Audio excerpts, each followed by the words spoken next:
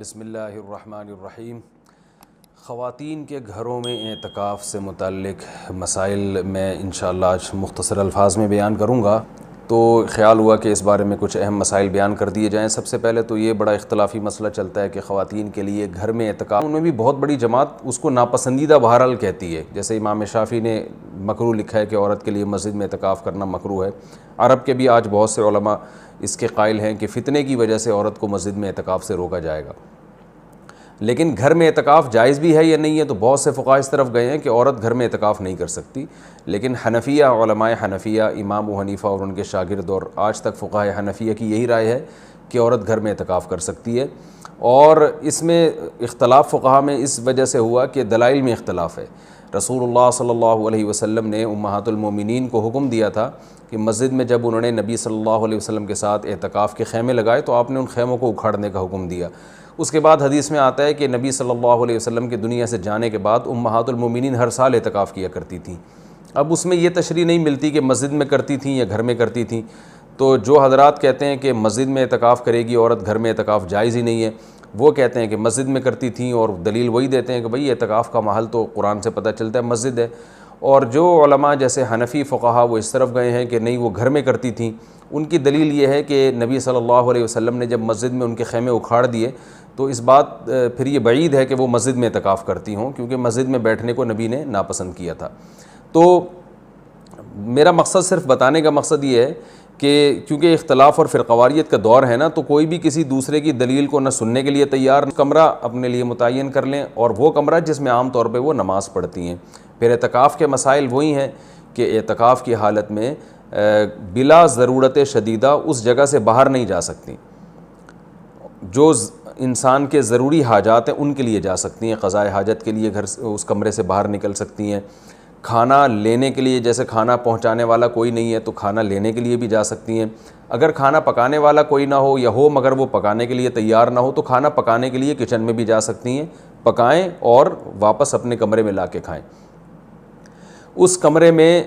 جو شادی شدہ خواتین ہیں وہ شوہر بھی آ سکتا ہے اس کمرے میں، لیکن وہ خود باہر نہیں جا سکتی، لیکن میاں بیوی کے جو ازدواجی تعلقات ہوتے ہیں وہ اعتکاف کے دوران بالکل ناجائز ہیں، ان سے اعتکاف ٹوٹ جائے گا۔ تو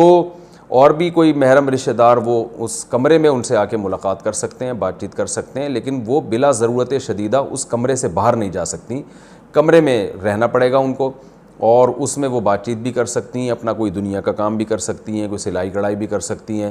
اور اصل میں اعتکاف نام ہوتا ہے اپنے آپ کو باؤنڈ کر لینے کا،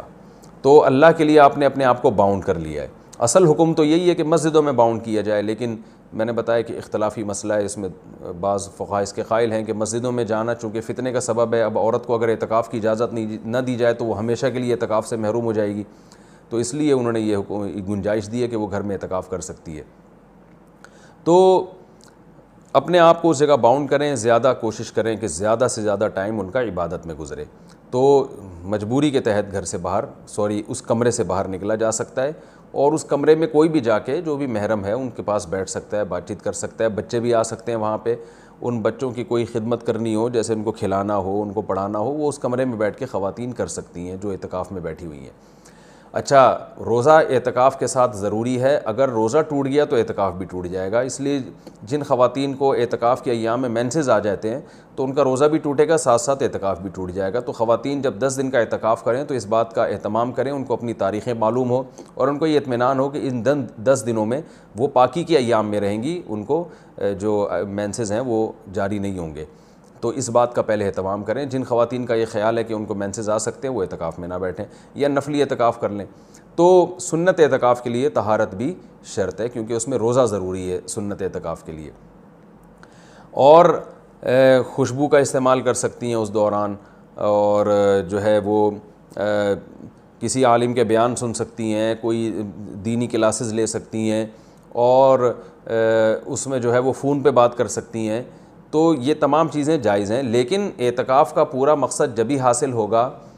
جب عبادت زیادہ سے زیادہ کی جائے، لہذا خواتین جو بھی گھر میں اعتکاف کریں گی ان کو اپنا پوری ترتیب اور شیڈول بنانا چاہیے، صبح و شام کی تسبیحات، تلاوت، اور زیادہ سے زیادہ عبادت، اور لیلۃ القدر کا حصول، اور گناہوں سے توبہ۔ رمضان کا جو مقصد ہے، اعتکاف کا جو بنیادی مقصد ہے وہ کیا ہے کہ آپ کی حالت چینج ہو جائے، آپ کو گناہوں سے توبہ کی توفیق مل جائے۔ تو یہ سب کام کا اہتمام کرنا چاہیے۔ اور مرد جو مسجد میں اعتکاف میں بیٹھیں گے ان کے بھی وہی مسائل ہیں جو خواتین کے ہیں کہ مسجد سے باہر نہیں وہ جا سکتے، مسجد کے اندر اندر رہ کے جو بھی جائز کام ہے وہ کر سکتے ہیں۔ اس میں اگر کوئی اپنی پڑھائی کرنا چاہیں تو پڑھائی بھی کر سکتے ہیں، اس میں اصل تو یہ کہ عبادت کریں جس کے لیے آپ بیٹھیں یہاں پہ، لیکن جائز کام جتنے بھی ہیں